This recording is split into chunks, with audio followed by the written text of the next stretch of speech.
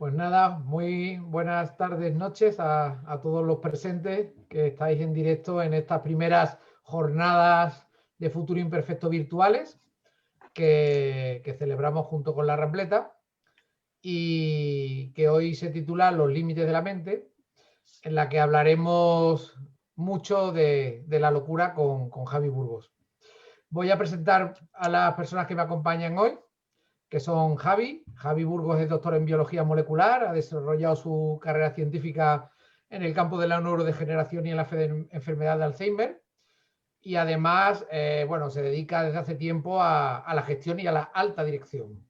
En sus ratos libres escribe hilos de divulgación en Twitter, que le están dando una fama inmerecida. Y además persigue desde hace tiempo las monomanías de Jericó. No sé si luego dará tiempo a hablar un poco de este tema, ¿no? Y por si fuera poco, ahora ha escrito un libro, Geografía de la Locura, donde nos cuenta muchas cosas curiosas del cerebro. También nos acompaña Conchilillo, es doctora en neurociencias por la Universidad de Salamanca y además trabaja como docente, investigadora y divulgadora. Lideras el grupo de investigación sobre los trastornos degenerativos del sistema visual y además eres muy activa también divulgando, como casi todos los que estáis aquí, ¿no? Has participado en el evento Nauca, Integrando Ciencia, en Bioscience, en la Semana del Cerebro y además, ya por último, pues presenta libros de dudosa calidad, ¿no? Como vamos a ver hoy. Ignacio Crespo, eres médico y divulgador y yo creo que de todos los participantes de esta charla eres el único que se dedica profesionalmente a la divulgación. Por ahora sí, mientras me dejen. Sí, haces artículos para revistas, ponencias, radio, podcast, vídeos, monólogos científicos. Tienes uno divertidísimo, ¿no? Que quedaste segundo sobre el insomnio. Y coordinas la sección de Ciencia de la Razón y además también acabas de publicar un libro, ¿no? Una selva de sinapsis. Exacto. Ese es el truco por el que puedo estar viendo la divulgación, porque hago tantas cosas que con poco que me den cada una, pues más o menos me mantengo. Sí, poquito a poquito. Tiene una página web muy chula que además recomiendo a toda la gente que está viendo, ¿no? Que se llama S de Stendhal. Y bueno, luego también comentaremos sobre tu página. Teresa Galarza, tú eres doctora en lingüística y has desarrollado tu carrera científica en el ámbito de las lenguas criollas, especialmente en Antigua y Barbuda, que es un sitio muy chulo para hacer una tesis, ¿no? Yo creo que, que se tiene que estar bien allí en el Caribe. Además de investigar, eres profesora de la EOI y de secundaria y en tus ratos libres pintas, escribes artículos de divulgación y además has montado una editorial donde ahora publica Geografía de la Locura. Exacto. Entonces, bueno, una vez presentado, bueno, yo soy Ángel de Jotdown y bueno, pues organizo un poco esta jornada de Futuro Imperfecto. Y entonces, bueno, entramos ya directamente en materia y voy primero a hacer una pregunta a cada uno de los participantes para que nos expliquen alguna cosa y luego ya, pues, charlaremos conforme vaya avanzando la conversación. Bueno, Javi, una de las cosas más chulas de tu carrera y de la que no hablas mucho es que conseguiste patentar un análisis diagnóstico para la enfermedad de Smith-Lemli-Opitz, que es una enfermedad más rara que su nombre todavía, ¿no? Y que solo tienen unos 20 niños en España, ¿no? Entonces, cuéntanos un poco cómo decides investigar sobre algo que realmente, bueno, consume muchos recursos y a priori entiendo que tiene poco beneficio empresarial, ¿no? Bueno, pues fue una aventura muy divertida. Yo estaba en una empresa en que nos dedicábamos a buscar fármacos frente a la enfermedad de Alzheimer, pero además lo que buscábamos eran moléculas, estatinas, que modificaran el colesterol cerebral, porque el colesterol es muy importante en todo lo que es la salud del cerebro. Entonces, las estatinas lo que hacen básicamente es inhibir uno de los enzimas de la parte superior de la ruta del colesterol, que es una ruta muy, muy compleja. Estamos pensando que Alzheimer es una enfermedad de personas envejecidas, añosas, ¿no? Pues bien, resulta que hay un montón de enfermedades pediátricas en los que cuando esa ruta está tocada o está estropeada, pues produce una serie de síndromes muy, muy importantes, ¿no? Y a mí me llamó la atención uno que que son mutaciones en el último de los pasos de la ruta del colesterol. Entonces ahí, esto fue una deducción científica. Como esta ruta es tan complicada, la ruta del colesterol, y además lateralmente pues también produce inflamación, Pues a mí un día se me ocurrió leyendo que esos niños que tenían esa mutación en el último paso de la cadena, pues como consecuencia había un rebosamiento y ocurriría una inflamación. Entonces lo que hicimos fue buscar niños o sangre de niños de esta enfermedad, que es ultra rara, es decir, más o menos hay unos 20 casos en España. Conseguimos localizar 5 de ellos. Nos costó un año de encontrar esos 5 casos, y luego buscamos 5 sanos, que era más fácil, de edades parecidas, y luego en un día hicimos el experimento, que era hacer un análisis de proteínas inflamatorias en sangre de esos niños, y vimos que efectivamente, según nuestra hipótesis, pues tenían la inflamación muy alta. Esto nos sirvió para definir esas proteínas como método diagnóstico, pero también pues para abrir una línea de investigación que yo ya abandoné porque me dediqué a otras cosas, pero demostrando que estos niños tienen una inflamación muy alta. Y eso, como tú dices, lo patentamos, ¿vale? Muchas veces los científicos estamos obsesionados con publicarlo en revistas científicas, lo cual está muy bien, pero el verdadero repositorio de información científica son las patentes, ¿eh? Esto hay muchos científicos que no lo saben. Mientras la base de datos habitual de los científicos, que es PubMed, tiene como unos 30 millones de artículos, pues las patentes estamos en más de 100 millones. O sea que el gran grueso de la información científica está en la propiedad industrial más que en los artículos. Y fue una cosa colateral. Estudiando el Alzheimer, pues acabamos haciendo unos análisis en una enfermedad ultra rara pediátrica. Esto es lo que tiene de divertido la ciencia. Bueno, hablando de lo divertido que es la ciencia, hablaba antes de que Ignacio tiene una web, se llama S de Stendhal, en honor al síndrome que no es tal, ¿no? Como dices en la web, sino que es una reacción psicosomática ante la sobrecarga emocional. ¿La ciencia produce stendhalazos a las personas curiosas como tú, Conchi o Javi? ¿Lo contesto yo o lo contesta Sí, Javi? sí, claro, muchas para Vale, ti. a mí me los produce, pero es lo que estamos diciendo. Realmente durante mucho tiempo se habló de que el síndrome de Stendhal era una reacción emocional muy exagerada que se producía solo ante un estímulo estético sobrecogedor, pues como pueden ser grandes monumentos o pinturas o esculturas.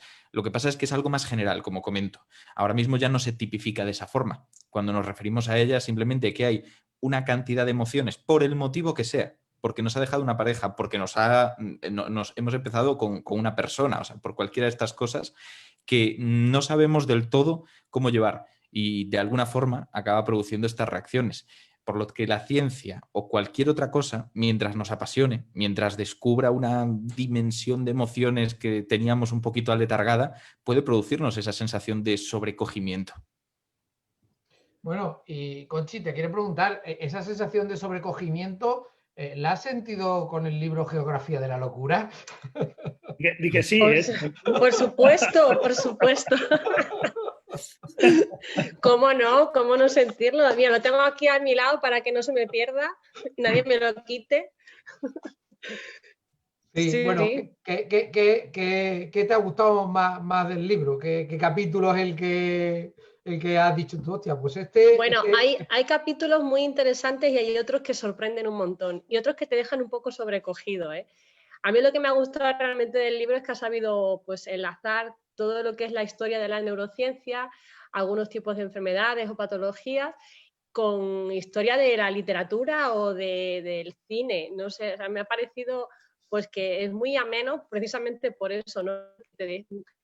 Aunque sepas de neurociencia, siempre descubres algo. Y aunque sepas de literatura o de cine, vas a descubrir pues los entresijos, ¿no? de lo que enlaza, ¿no? de patologías relacionadas con el cerebro o de descubrimientos sorprendentes enlazados con todas esas historias. Me ha parecido muy interesante por eso.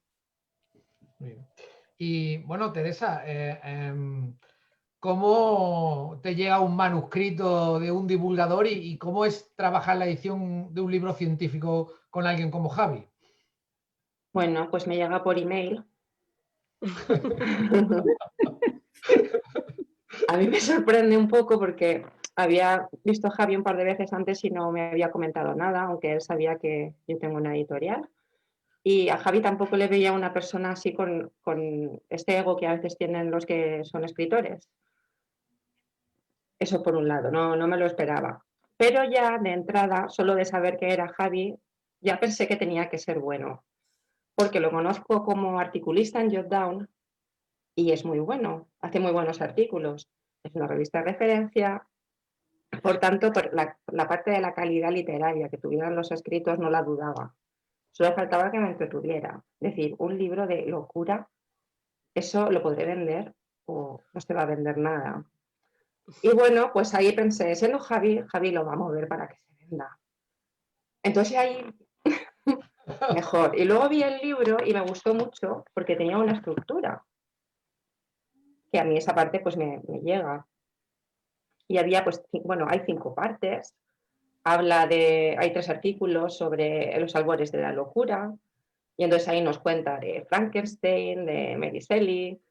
Y pues esa parte lo hace, bueno, a mí me gustó mucho porque luego habla de los retratos de Henry Colt. Luego habla de El hombre que solo decía tan tan, con lo cual se va al área de Paul Broca y es algo que también los que hemos estudiado lingüística tenemos presente. Así que con los 3 primeros artículos ya me tenía ganada y le dije que sí, solo con 3. Entonces le dije que sí y me puse a editar el resto. Editar, pues había muy poquito que editar porque ya habían pasado filtro, con lo cual eso era algo que yo ya sabía que me iba a ocurrir con él y era pues un buen motivo por el que decir que sí, porque no había una labor de edición difícil, no iba a tener que estar corrigiendo. ¿Ha habido otros casos que te hayan llegado libros de ciencia y que hayas tenido que hacer un trabajo más profundo de edición? ¿O normalmente los científicos suelen tener la cabeza estructurada y vuelcan bien las ideas en la divulgación? Sí, es posible que en cuanto a contenidos lo vuelquen bien, pero si luego me ponen comas entre sujeto y predicado y cosas de este estilo, cuando a la segunda página puedo decir, basta ya, esto no lo voy a editar porque no, me canso. Una de las cosas chulas del libro, Javi, es que lo ha ilustrado tu hija de 12 años, ¿no? Nora. Es lo Y, mejor. bueno, eso debe ser un orgullo para ti. Y además, bueno, no es la primera vez, porque ya en el Jotdown Kids, la revista que tenemos para los chavales, ya habían escrito cosas con ella, ¿no? ¿Cómo es trabajar en una cosa seria con tu hija de 12 años? ¿Cómo se lo toma ella? Yo no me lo he tomado esto muy serio, la verdad, ¿eh? O sea, para mí es una cosa, claro, es una cosa divertida lo de escribir, ¿no? Es decir, no ganas mucho, ¿no? Con esto, es decir, lo haces por pura diversión casi, ¿no? Entonces, claro, bueno, yo a mi hija le reconozco las cosas buenas y las cosas malas, evidentemente creo que soy un padre objetivo, pero se le da bien a la niña dibujar, entonces se me ocurrió y le pedí 3 o 4 bocetos, vi que podían casar y bueno, pues se lo propuse a Teresa, que por lo que estoy escuchando es una editora mucho más dura de lo que a mí me había parecido, ¿eh? O sea, que parece ser que he tenido suerte, ¿eh? Aparte porque a mí me gustan muchísimo las comas, yo utilizo las comas, pero aún así mis comas las han respetado y bueno, pues me lo tomé como un juego y luego también, pues a mí la portada que me encanta es un dibujo original de mi hija Nora, pero está mejorado por Teresa, que yo creo que ha hecho una labor estupenda. La verdad que yo creo que la portada es muy intrigante, que es lo que yo quería, ¿no? El libro al final yo quiero que sea intrigante. A mí me apetecía pensar una cosa que yo creo que es muy importante en la ciencia y es dónde están los límites, ¿vale? Estamos hablando de los límites de la mente, ¿no? La ciencia, por definición, siempre está en el límite, es decir, siempre estamos en el límite del conocimiento. Pero yo aquí quería hablar en este libro del límite de la ética. No siendo un tratado de ética, que no para nada, no tiene nada que ver, sino, ¿qué harías tú en determinadas circunstancias? ¿Actuarías igual que los personajes que son reales en la mayoría de los casos que están ahí? Esa era mi pregunta. Y muchas veces hay historias, por ejemplo, de médicos nazis, y mi pregunta es, ¿yo hubiera actuado como actuaron ellos? Y no es una respuesta fácil. Es decir, ¿el afán del conocimiento está por encima de la ética? ¿O cómo podemos justificar ese conocimiento, ¿no? De hecho, contaba Ignacio cómo en el vídeo del FaceLab, cómo hacen que las ratas tengan insomnio, no sé si lo quieres contar. Entonces, si avanzamos en la ética también de los animales, prácticamente como se veía a esos médicos nazis actuando, como podemos ver ahora a esta gente que le hace estas perradas a las ratas que bueno, me pareció casi una tortura, ¿no? Hombre, hay un Ignacio. salto, evidentemente. Entonces, que nadie crea que estamos comparando a las ratas con el Holocausto. No es eso lo que intentamos. Bueno, ya, no seríamos el primero. Hay por ahí un Por dibujante supuesto. premio Pulitzer Sí, que sí, sí. precisamente... Pero es verdad que tenemos una responsabilidad con los animales. Decir que los animales tienen un derecho es algo que a algunos estudiosos de la ética les puede chirriar, pero desde luego tenemos una responsabilidad para con ellos. Y eso significa que tenemos que tener en cuenta una serie de valores cuando investigamos. Simplemente es así. Que ahora estamos todavía articulando muchos de estos límites para intentar preservar pues, su bienestar y minimizar los riesgos que sufren durante las intervenciones, por supuesto. Y claro, creo que es importante que quede claro una cosa, que no se trata a los animales de cualquier forma en la investigación. Hay muchísimos límites. Para poder investigar con ellos hay que dar un muy buen motivo, hay que reducir al menor número posible a aquellos que estás utilizando, tienes que demostrar que la forma en la que los vas a tratar sigue unos protocolos para hacerles el menor daño posible dentro de lo que sea capaz tu experimento.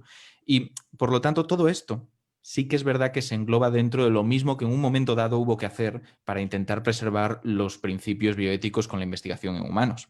La autonomía de los sujetos, estoy hoy bastante espeso, el intentar no hacerles daño sin motivo, intentar que los beneficios superen a los riesgos, que haya una justicia. Todas estas cosas fueron a raíz de las barbaridades que ocurrieron precisamente en ese periodo que ilustra el capítulo que comentaba Javi, que es todas las experimentaciones de la Segunda Guerra Mundial.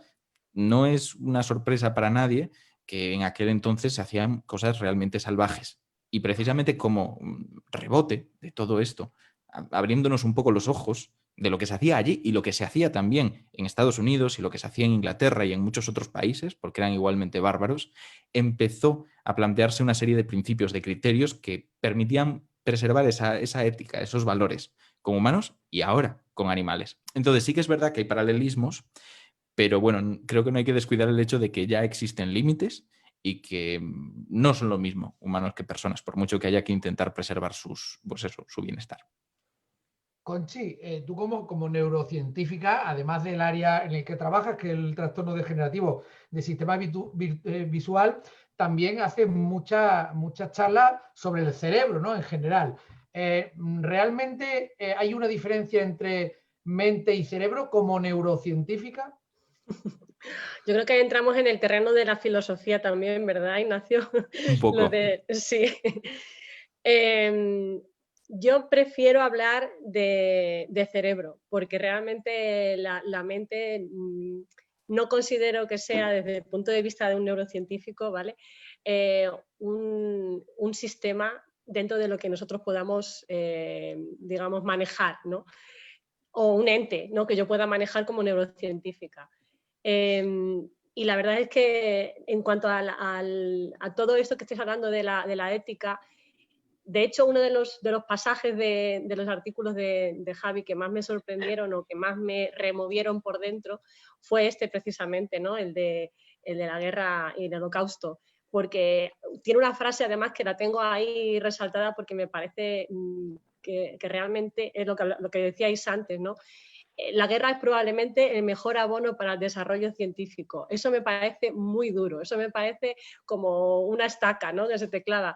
Pero sí es verdad que todo lo que narra Javi en esa historia nos ha llevado al descubrimiento de muchas cosas relacionadas con el cerebro, digamos, en masa, ¿no? Que no conocíamos y que hasta ese momento era como un enigma, ¿no?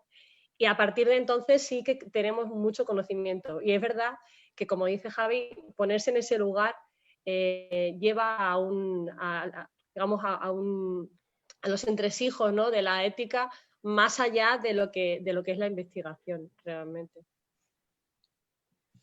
¿Qué pensáis el resto de esta dicotomía mente y cerebro? Mente es aquello, no sé quién decía la frase de que me levante la mano el que domine la telequinesis, ¿no? Yo utilizo la palabra mente, pero la utilizo con conocimiento de causa. Quiero decir, Mm. se ha usado muy mal, pero precisamente porque no entendíamos cómo funcionaba el cerebro durante muchísimo tiempo. Y al final se acababa asociando a conceptos como el alma, como la espiritualidad.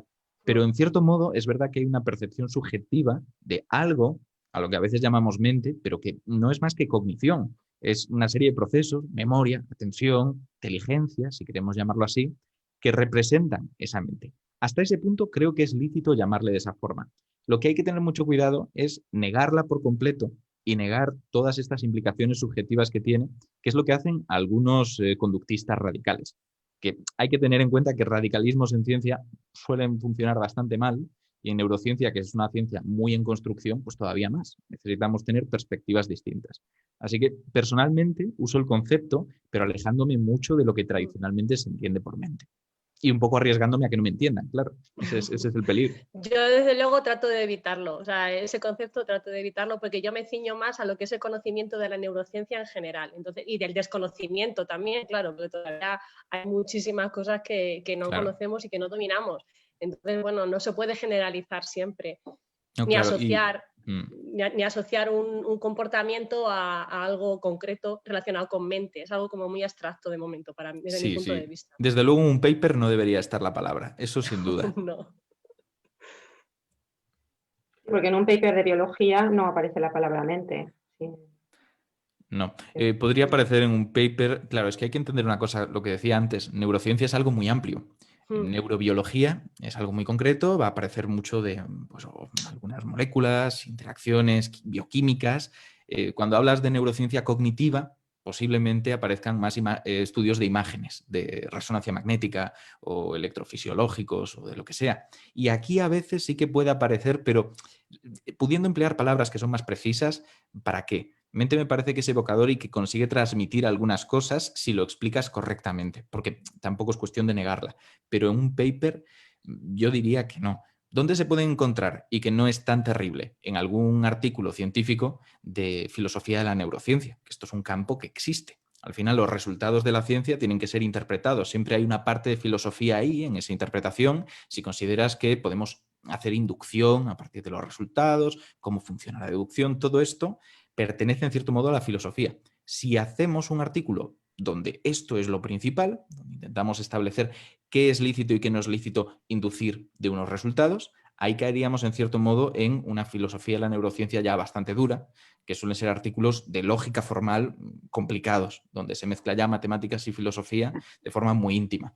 Ahí a veces podemos encontrar, hasta donde yo he visto, la palabra mente, pero de nuevo muy bien definida de una forma lógica que no se entendería ahora porque no es con palabras, es indicando exactamente qué es el concepto y cómo se relaciona con otros. Yo acabo de hacer una búsqueda online en el Scholar de Google y aparecen 3.630.000 resultados con la palabra mente. Busca homeopatía. Podemos pensar quizá que como sois los tres biólogos, bueno, médico, al final fisiólogo, y Teresa lingüista, que también está más relacionada con procesos cerebrales, ¿no?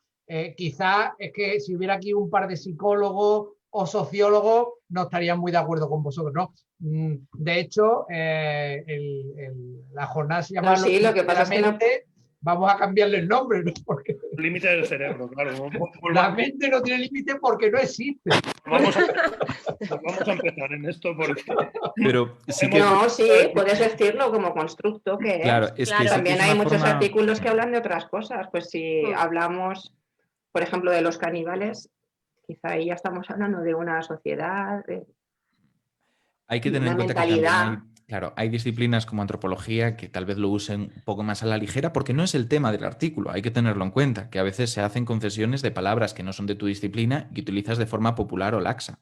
Pero sí que hay una cosa muy importante en esto y es que en cierto modo mente puede designar esa serie de interacciones que ocurren entre tu cerebro como estructura, tu encéfalo, el entorno en el que te has criado y las experiencias que vives, pero no como algo espiritual o inmaterial, para nada, simplemente la interacción de un sistema. Y de ahí pues emerge, y el emergentismo es puramente material, aquí no vuelve a haber nada ni religioso, ni espiritual, ni parecido, pues de ahí emerge la conciencia, llamémosle a eso como queramos, con las implicaciones que tenga, la inteligencia, la memoria, la atención, todo eso. Y ahí pues también podría ser lícito, claro. Me ha hecho gracia lo que ha hecho Teresa como editora, ¿no? Que lo que quiere sobre todo es hablar del libro, menciona a los caníbales. Caníbales y cerebro es un capítulo, ¿no, Javi? Es una historia sobre... Pues, bueno, yo recuerdo cuando yo estudiaba biología que dábamos un capitulillo de encefalopatías espongiformes, que entonces nadie sabía ni lo que era. Recuerdo que en el libro de microbiología eran 3 o 4 líneas, no tenía más, y hablaba de una enfermedad de los caníbales que se llamaba el Kuru, ¿vale? Y ya está. Y en la época que yo estudiaba, que hace unos años, ¿vale? Que era antes de las vacas locas, tan viejo soy, ¿vale? Claro, luego se popularizó con la enfermedad de las vacas locas, con el Creutzfeldt-Jakob y con todo este rollo, ¿no? No había demasiada información, o a mí me ha costado, para documentar ese relato, me costó bastante encontrar fuentes donde hablaran del Kuru, que era la primera encefalopatía espongiforme que se describió, y que se describió en caníbales, ¿vale? Por sus comportamientos rituales, ¿no? Entonces a mí me hacía mucha gracia pensar en el explorador europeo que de repente llegaba allí y veía los comportamientos caníbales y veía cómo enfermaban los indígenas, ¿no? Y aparte con una sintomatología que está muy asociada al término locura. Alguno me ha reñido por llamarlo geografía de la locura, porque le parecía que no era adecuado, aunque para mí, igual que lo de la mente, hay una cierta licencia poética ahí, ¿no? Pero uno de los rasgos de la locura, si me permitís utilizar la locura en este contexto, son los temblores, ¿no? Y hay muchas enfermedades neurológicas y también neurodegenerativas, como bien sabéis, en el que el temblor ya te dice que algo va mal en tu cerebro. El Parkinson, por ejemplo, ¿no? Por ejemplo. Hay un artículo, a mí mi favorito, ya lo sabe Javi, es el de la anosmia y la hiperosmia. Pero sin embargo no he visto ninguno, bueno, la anosmia y la hiperosmia que están relacionados con el olfato. Sin embargo no he visto ninguno del área de Conchi, de la visión. No la he echado de menos. Esa era mi pregunta, esa la tenía para preguntarme, me la has quitado, Ángel. Para la segunda edición. Alguna historia hay, ¿no, Conchi, sobre la visión y el cerebro, ¿no? Tenéis que añadir la segunda edición, alguna historia sobre visión. Hombre, por favor, Javi, ¿verdad? Con la cantidad de cosas chulas que hay sobre la percepción visual. Claro. Sí. Pues por no comerle el terreno a Oliver Sacks, ¿no? Claro. Por ejemplo.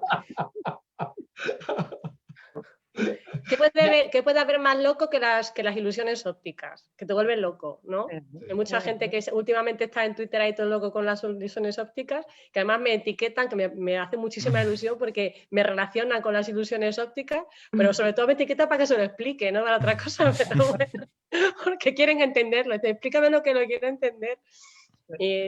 Ese problema es ser divulgador 24/7, ¿no? Que cualquiera te puede preguntar en cualquier momento algo, pero bueno, bienvenido, ¿eh? Bienvenido, yo de verdad, a mí me gusta mucho, sobre todo porque descubro nuevas ilusiones ópticas, porque se van generando cada poco, de eso hay gente dedicada a generar ilusiones ópticas y cada poco me etiquetan en una que la descubro y además me ayuda también a investigar un poco el fenómeno, ¿no?, que genera y la percepción visual. Te falta ese capítulo, Javi, nada más, solo ese ahí. Vale. Y Conchi, ahí cuando hablamos de la visión, muchas veces la gente no tiene claro cómo depende del cerebro, ¿no? Porque parece que las sensaciones pues son corporales, no hay una relación, está íntimamente relacionado. Vosotros estudiáis el sistema nervioso, ¿no? Es que vemos con cerebro y aparte la retina es cerebro, o sea, es parte de nuestro sistema nervioso central, es algo que se nos escapa muchas veces como lo tenemos aquí fuera, pero parece que está fuera del cerebro, pero es una continuidad. La retina y el nervio óptico son parte de nuestro sistema nervioso central. Entonces, cuando se dice que se ve con el cerebro, no es porque se vea con la retina, sino porque realmente lo que interpretamos, lo interpretamos con el cerebro. La retina es como una mera cámara que va captando diferentes estímulos de diferente tipo, pero realmente el cómo vemos las cosas y cómo las interpretamos es exclusivamente el cerebro, y por eso también se generan las ilusiones ópticas, claro. Una de las cosas que decía Teresa es que le había gustado que el libro estaba estructurado, ¿no? Y está estructurado temporalmente. Toda esta historia de la geografía de la locura, Javi, empieza con Mary Shelley, ¿no? Sí, sí, sí. Yo creo que es el paradigma con el que empieza los albores de la neurología, ¿no? Ya no de la neurobiología, que yo creo que es una cosa más posterior, pero sí de la neurología, porque en el momento en que ellos se retan a escribir, ¿no? El Lord Byron, toda esta gente que está en Villa de Odati, está muy de moda o está muy en boga los experimentos científicos, sobre todo de electricidad, ¿no? Y también de química. Y Mary Shelley, que yo creo que no se conoce mucho, pero era una gran lectora y una gran lectora de ciencia, ¿vale? Y conocía perfectamente todo lo que estaba ocurriendo en el ámbito científico, porque también su marido pues, le interesaba mucho y tenía muchas conversaciones científicas, ¿eh? Aunque luego esto se convierte en un paradigma literario, ¿no? Pero tiene una base científica muy, muy potente. Y en ese momento en que Mary Shelley escribe Frankenstein, ahí se estaba pensando que se podían revivir a los muertos mediante estimulaciones eléctricas. Ella va un paso más allá, ¿no? Y construye a Frankenstein a partir de retazos de los muertos en las morgues. Es decir, es una historia muy, muy tétrica si no la lees, pero luego cuando lees el libro es tremendamente romántica como desde el punto de vista literario del romanticismo, ¿no? Y es una historia además muy descorazonadora, muy triste, ¿no? La vida del monstruo de Frankenstein, que no del doctor Frankenstein, del monstruo, que no tiene nombre en el libro, ¿no? Y yo creo que ahí empieza, ¿no? Ahí se empieza uno a preguntar cómo funciona. Y yo creo que es muy precursora de luego experimentos que han dado el premio Nobel demostrando que la electricidad es el mecanismo de comunicación que tiene nuestro cerebro. O sea, que yo creo que ahí empiezan muchas cosas. Sí, Conchi, tú eres, además del área en el que trabajas, también estás especializada en microscopía. ¿La microscopía se utiliza en el cerebro para estudiar el cerebro? Sí, claro, de diferentes tipos de microscopía. Yo estoy más especializada en microscopía electrónica y es una técnica que, claro, tenemos que aislar el cerebro, procesarlo, cortar, hacer unos diferentes tipos de procesamiento y corte para poder visualizar lo que queramos en el microscopio electrónico. Y ese microscopio tiene la potencia suficiente como para poder visualizar el interior de las células, el contenido celular. Y eso nos permite, por ejemplo, poder determinar si una enfermedad tiene algún fallo en algún tipo de, por ejemplo, imagínate, vesículas sinápticas, ¿no? Que son las que permiten la transmisión entre neuronas, si hay algún fallo de ese tipo, si faltan vesículas sinápticas, si fallan las mitocondrias, que son como el powerhouse, ¿no? de la célula, diferentes estructuras subcelulares que pueden ayudarnos a entender cuáles son los fallos neuronales que estamos viendo en diferentes patologías, por ejemplo, sí. Sí, la microscopía, sobre todo la electrónica, desde los años 50 se ha utilizado mucho para eso, que fue cuando se empezó a desarrollar, en los años 50. Y Javi, ¿te has quedado con las ganas de continuar el libro? ¿Tienes más historias? Sí, claro. Lo que no tengo es tiempo. Pero sí, claro. Alguna hay por ahí. Ahí hay una, que no sé si nos quieres comentar y hablar un poquito de ella, que va a salir pronto en una revista de alto impacto, ¿no? No quiero comentarlo. Esto es secreto, pero bueno. ¿Nos escondes de cosas, Javi? Esto no puede ser. Por supuesto que os esconde. Por supuesto. Hasta ahí podíamos llegar. Para mantener la magia. De todas maneras, cuando aparezca lo contaremos, ¿vale? Que la piel del oso hay que cazarla hay que venderla cuando la cazas, no antes. Pero sí, tiene buena pinta. Y además voy a lanzar el anzuelo simplemente. forma parte de una investigación a partir de uno de los relatos del libro, ¿vale? Y a partir de ahí me ha llevado a un sitio que es una investigación medio literaria, medio científica, que ha sido tremendamente divertida, una de las cosas que más me ha divertido en los últimos años, y que demuestra que se retroalimenta, ¿no? Yo creo que la ciencia está muy bien, yo me considero científico de formación, por lo menos, ya no sé si de profesión, pero de formación seguro, pero cómo te puedes retroalimentar del arte, de la pintura, de la literatura, del cine, todo esto te da una retroalimentación que hace progresar a la ciencia, ¿no? Y de ahí, pues, alguna vez hemos hablado de la mezcla de la tercera cultura y todo esto, pero yo creo que sí, que es muy interesante hacer esa retroalimentación. ¿A partir de qué artículo, Javi? No lo puedo contar. Bueno, sabemos que no te llevó a Antigua y Barbuda, ojalá no, pero te llevó a un ático a Milán. Sí. Y hasta ahí podemos leer. Bueno, y podemos adelantar por lo menos que en enero sabremos algo, ¿no? En enero probablemente podemos saber algo. En enero seguramente sabremos algo.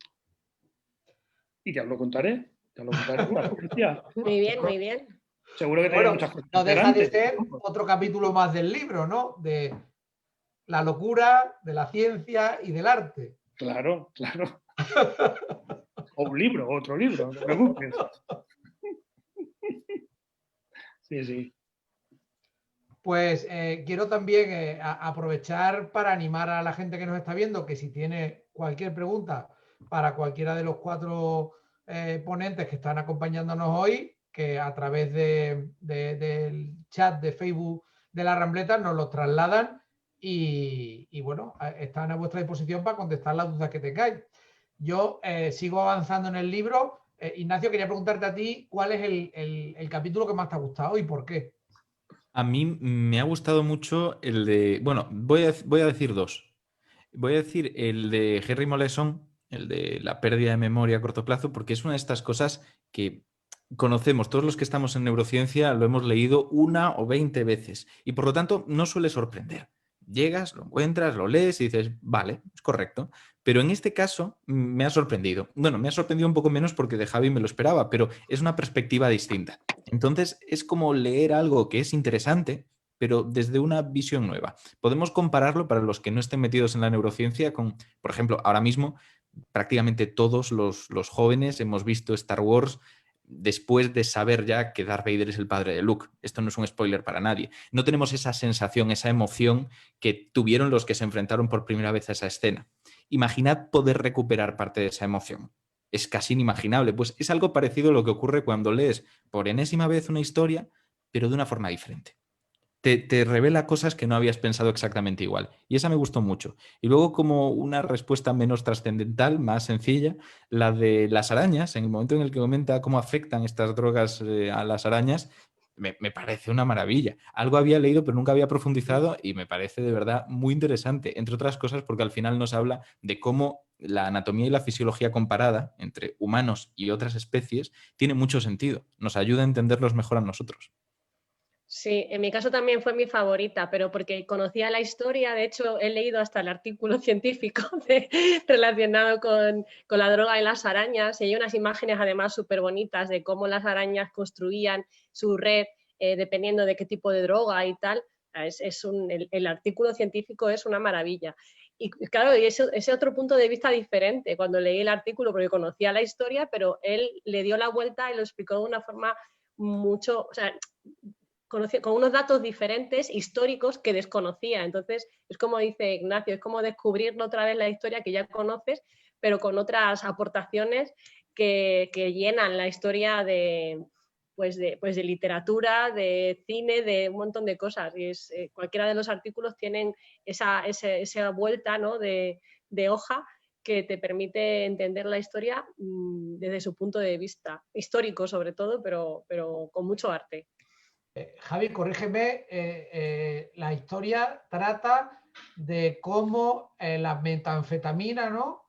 Hacía que las arañas funcionasen mejor al contrario, tejiendo las telas, al contrario que la cafeína, ¿no? Y de cómo esa información se utilizó para que la gente, pues darle metanfetamina y trabajar en las fábricas en Japón y crear un montón de drogadictos, ¿no?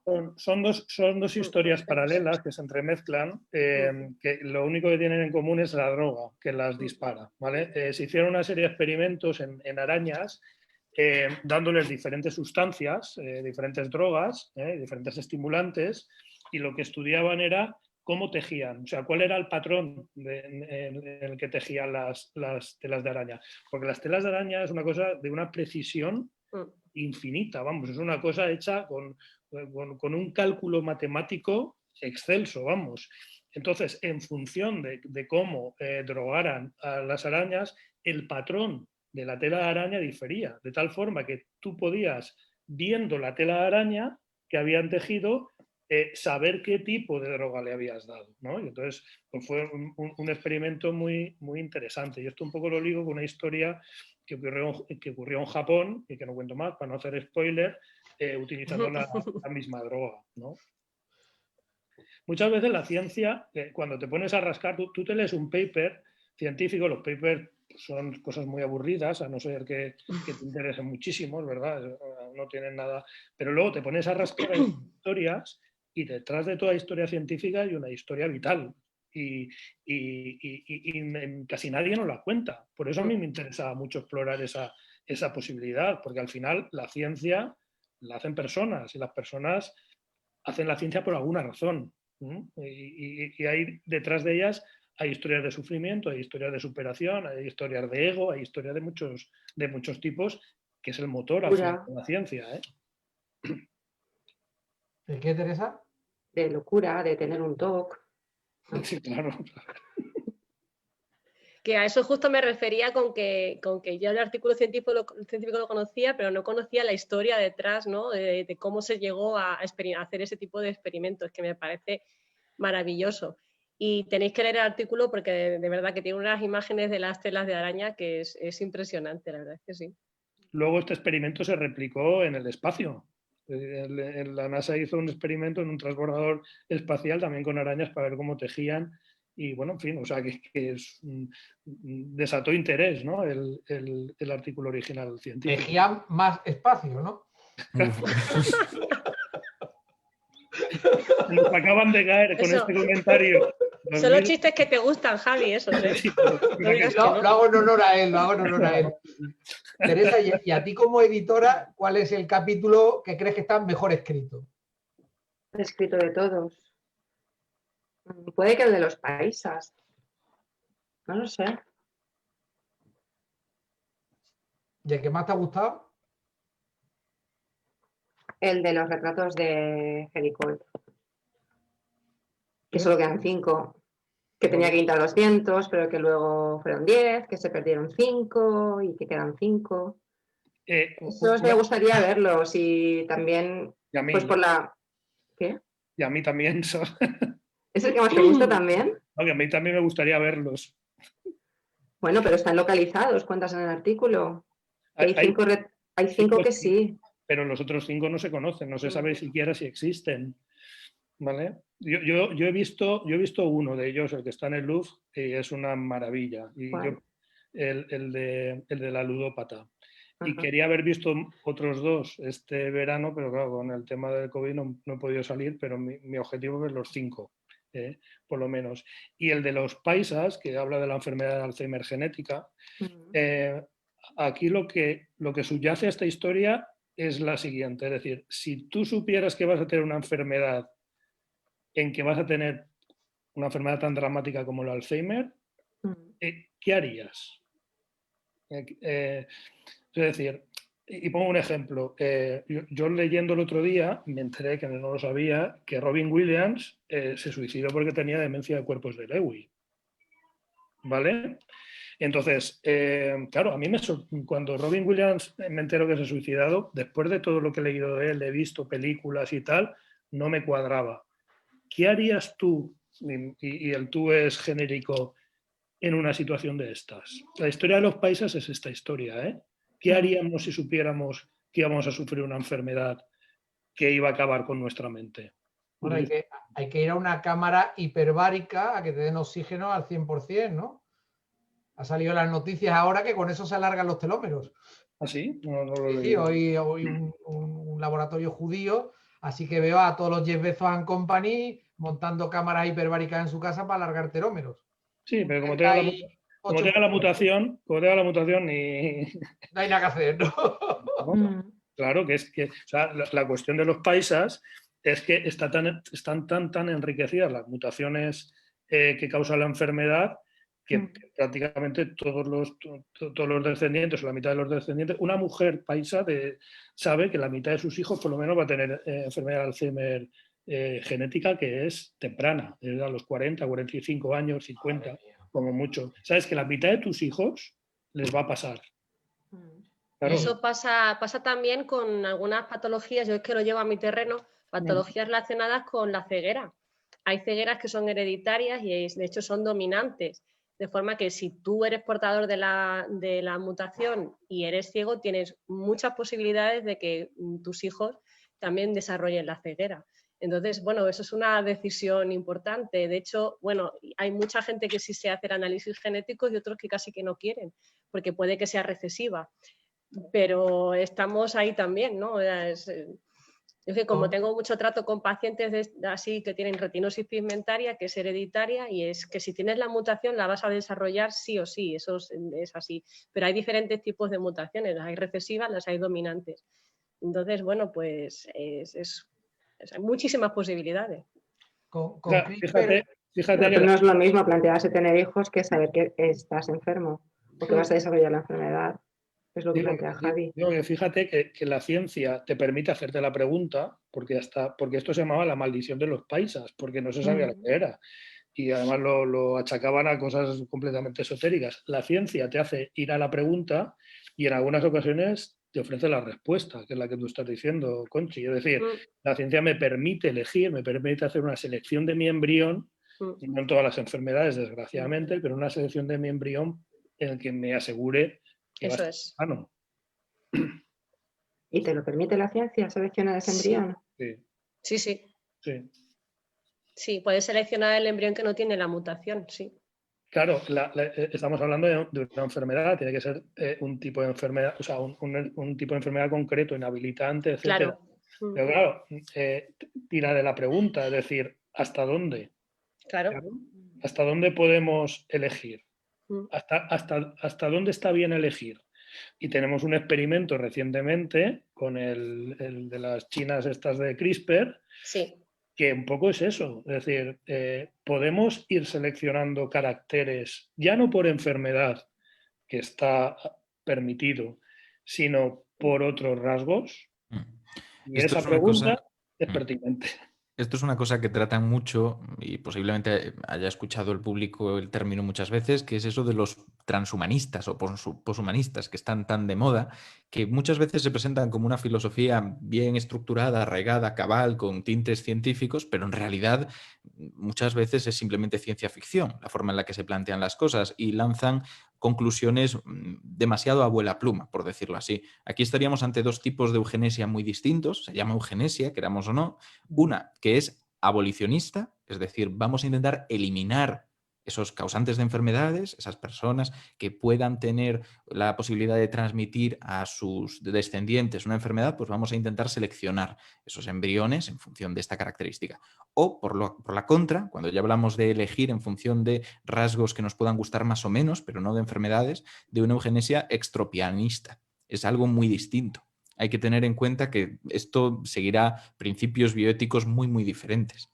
Pero, desde luego, esos principios, el límite, la frontera que va a trazar entre uno y otro y dentro de los mismos van a depender de que se haga un análisis en profundidad, que no se acepten las cosas a lo loco como ocurrió con este caso, con el de G, de las dos gemelas chinas, que al final pues eran 3 niñas editadas y que desde luego fue, bueno, a espaldas de la ley, en cierto modo, pero desde luego a espaldas de la ética. Yo el otro día leía un artículo, no recuerdo si era Dinamarca, Islandia, en el que el año pasado habían nacido 18 niños con síndrome de Down. Sí. Solo 18 en todo el país. Islandia, Islandia era, ¿verdad? Creo que era uno de los dos, Islandia. Esto es mediante selección genética. Venían de miles y eran 18, ¿vale? Claro, además con una circunstancia, porque hablaba una madre que tenía una asociación, que la asociación iba perdiendo fuerza porque cada vez había menos casos, ¿no? Entonces, claro, es una pregunta ética muy difícil de responder, ¿eh? Y aparte yo creo que entra dentro de la decisión personal, casi, ¿no? Y aquí hay una cosa que es muy espinosa. Vamos a poner un ejemplo. Yo esto se lo he escuchado a Carlos Romá, que aparte de divulgador investiga en enfermedades raras. El síndrome de Down ha reducido mucho el número de casos en las últimas décadas, precisamente porque se puede hacer diagnóstico preimplantacional y decidir si implantas o no. Pero aquí, ¿de qué tipo de eugenesia estamos hablando? Porque realmente el síndrome de Down no es estrictamente una enfermedad. Esto es una cosa que se habla mucho. Y si no es una enfermedad, no es abolicionista. Estamos hablando ya de una decisión. De alguna manera estamos diciendo que es mejor un ser humano sin síndrome de Down que con síndrome de Down. Independientemente de lo que opinemos, esto tiene que someterse a un análisis muy, muy profundo y ver hasta qué punto pueden decidir los padres o hasta qué punto hay que preservar la dignidad del ser humano, sin caer en temas religiosos, que no seré yo precisamente quien lo defina, quien lo defienda, o sea, en absoluto. Pero plantea discusiones muy interesantes. Ignacio, precisamente ese es el espejo que a mí me interesa y que está a lo largo de todo el libro. Es decir, frente a esa situación, ¿cómo actuaríamos cada uno? Porque es muy fácil desde la distancia y desde los años decir, no, es que lo que hicieron estos está muy mal, quienes fuera. Ah, pero ¿tú qué hubieras hecho en ese momento? ¿Qué harías en una elección de tener un hijo con síndrome de Down o no tenerlo? Siendo respetables las dos posturas, exactamente igual de respetables. Pero lo que te reconcome, el espejo que te pone, y ese espejo te lo pone la ciencia. Hasta que no existe la ciencia, estamos a oscuras, ¿no? Pues volvemos a insistir en que si alguien quiere hacer una pregunta, nos comentan que hay muchas felicitaciones en Facebook, o sea que a la gente le está gustando la charla. Entonces, bueno, Javi, ¿a ti cuál es el artículo que más te gusta? ¿Cuál es el que más me gusta? Bueno, yo me he divertido con todos, con unos más que con otros. Algunos me han llevado un proceso de investigación más largo que otros. Un artículo que tenga 2, 3, 4 páginas, a mí me ha costado un trabajo de documentación tremendo. Es decir, los datos que aparecen no son ficcionados. Es decir, son ficcionados, pero son reales, ¿eh? Hombre, evidentemente, cuanto más información tienes, cuanto más cerca estás del presente, más fuentes tienes, ¿no? Pero vamos, que me he divertido con todos. Tú sabes que tengo una especial predilección por los retratos perdidos de Eric Holt. Y por muchas razones. Por muchas razones, porque es uno de los primeros ejemplos de docencia, ¿no? Es decir, se intenta pintar a maníacos, a locos, si me permitís, entre comillas, con el objetivo de enseñar a los alumnos de los primeros psiquiatras que hubo en Europa, en la Francia postnapoleónica.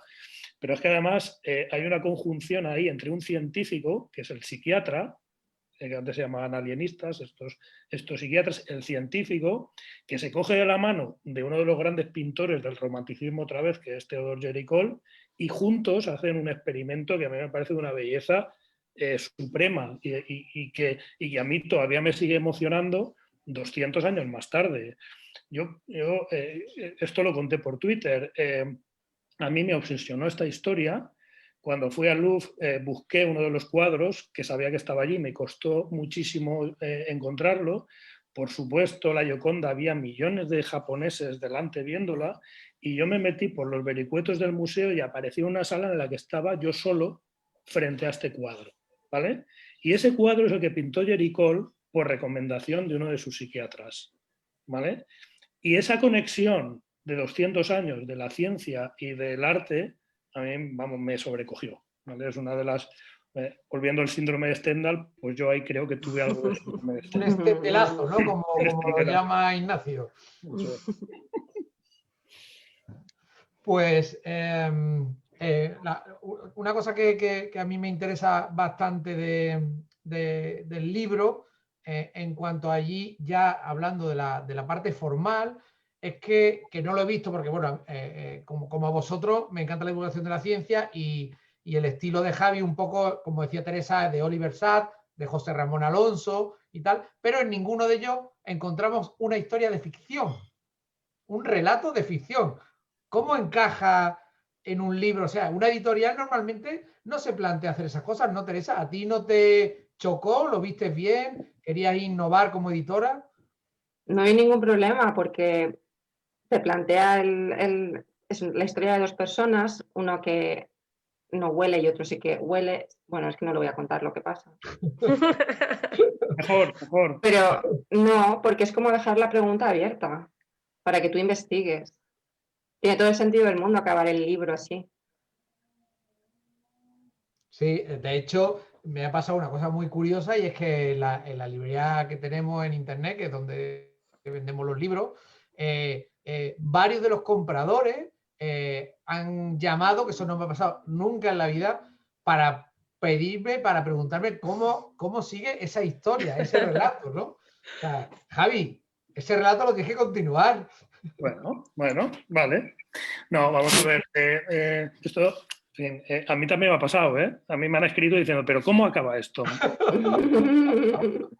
Entonces a mí me gusta mucho Cortázar, Julio Cortázar, ¿vale? Julio Cortázar, también tenemos que ver cuando lo decía, que no era la sociedad en la que vivimos ahora, era una sociedad mucho más machista. Y él hacía una diferencia, ahora vemos que desafortunada, él diferenciaba entre el lector macho y lector hembra, ¿vale? Para él, el lector macho, que era como hombre, pues macho era lo mejor, el lector macho era el lector que se sentía interpelado a investigar sobre lo que él escribía. Él no quería un lector pasivo, quería un lector activo, ¿no? Y lo llamaba así, lector macho, ya digo, no es la mejor de los adjetivos, pero a mí ese lector me interesa, a mí me interesa jugar con el lector, me interesa que él acabe partes, me interesa dejar preguntas abiertas, muchas veces porque yo no tengo una respuesta. Son las preguntas que te hace la ciencia o que te hace la enfermedad, son de muy difícil resolución. Incluso uno mismo en su propia vida, en diferentes etapas de su vida, con diferentes circunstancias, tomaría decisiones diferentes. Me interesa ese juego, me parece divertido. Es que además yo creo que es una de las partes divertidas del libro, ¿no? Que en cada uno de los capítulos hay en algún momento, sobre todo al final de algunos de ellos, que te deja pues pensando, ¿no? ¿Cuál sería tu reacción o cuál sería la continuación de esa historia?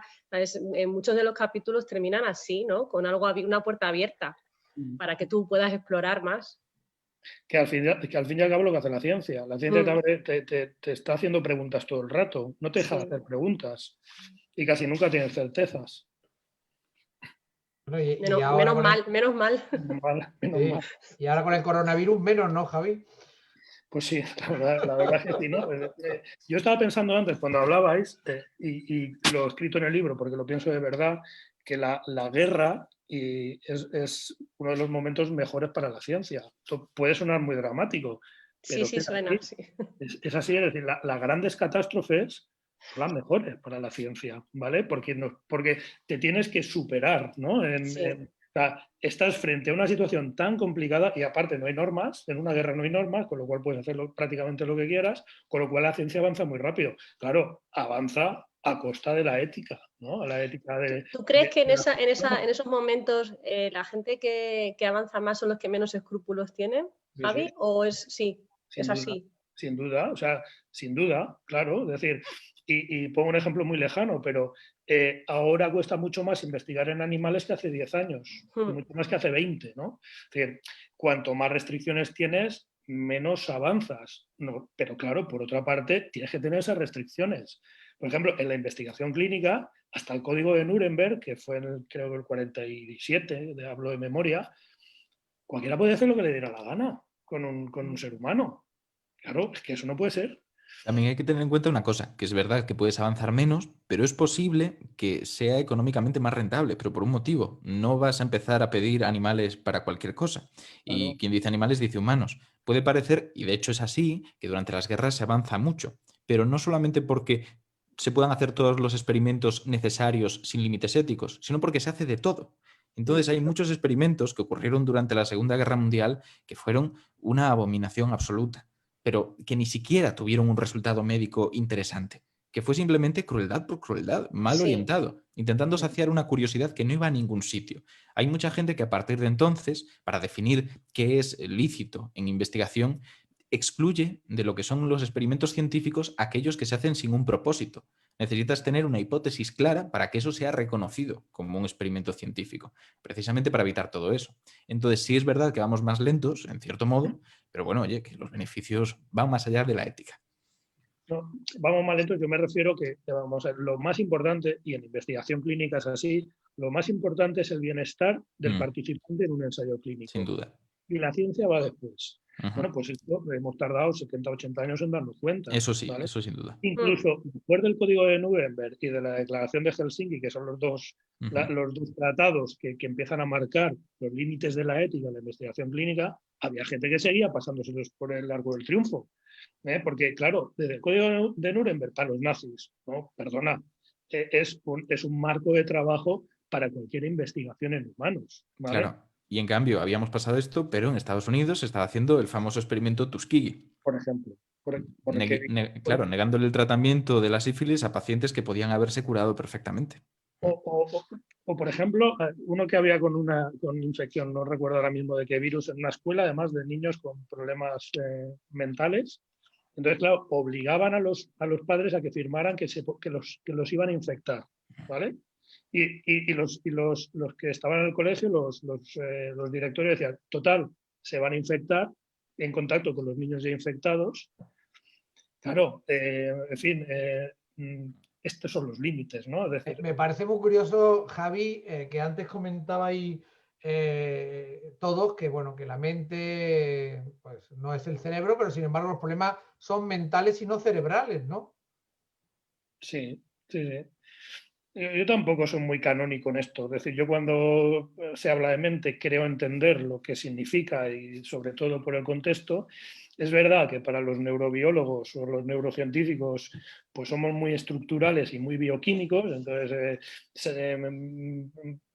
vemos el cerebro por las neuronas y por las conexiones y por los neurotransmisores que se intercambian entre ellos y entendemos que las sensaciones pasan con esos neurotransmisores. Entonces, para nosotros está ahí la verdad, seguramente sesgada también. Es decir, pues si hubiera un psicólogo, pero igual pensaba otra cosa, pero entiendo la acepción mente perfectamente y no tengo ningún inconveniente a hablar de enfermedad mental. Claro, pero me resulta curioso eso, que cuando se habla de trastornos son trastornos mentales, no trastornos cerebrales, enfermedades mentales, no enfermedades cerebrales. Y bueno, pues quizás yo tiendo a hablar de trastornos neurológicos, pero bueno, ya te digo que la de la terminología, cada uno. No, pero en este caso, yo como médico tengo que decir que es totalmente consecuente hablar de trastornos mentales en algunos casos, depende de qué. Un tumor cerebral no es un trastorno mental, un tumor cerebral es un trastorno neurológico o cerebral, pero no mental. Mente es un poco lo que decía antes, es un sistema totalmente material, pero donde el cerebro, el encéfalo es parte, pero el entorno y tus experiencias también juegan un papel. Un psicólogo puede tratar con psicoterapia o con psicofármacos. En principio, eso hay que tenerlo en cuenta. Entonces, un trastorno mental puede tener ambos orígenes, una etiología compartida.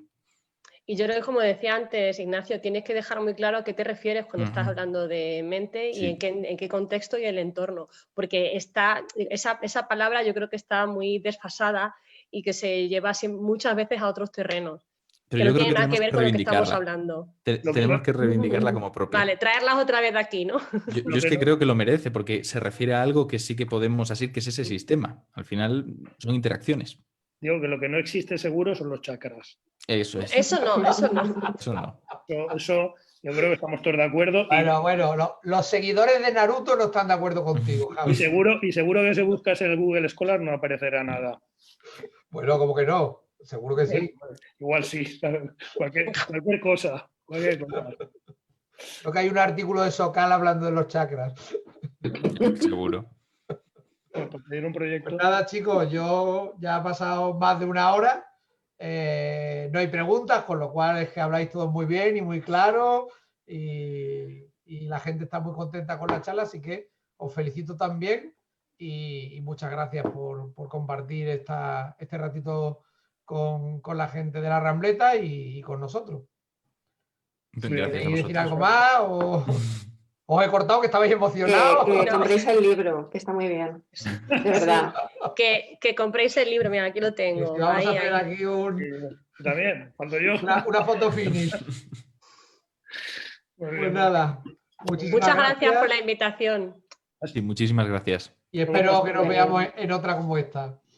La Falta- próxima, desde luego, será los límites del cerebro, ¿eh? No os preocupéis. Ahí, ahí. Nos faltan las cervezas. Alhambra, claro. Alhambra, Alhambra.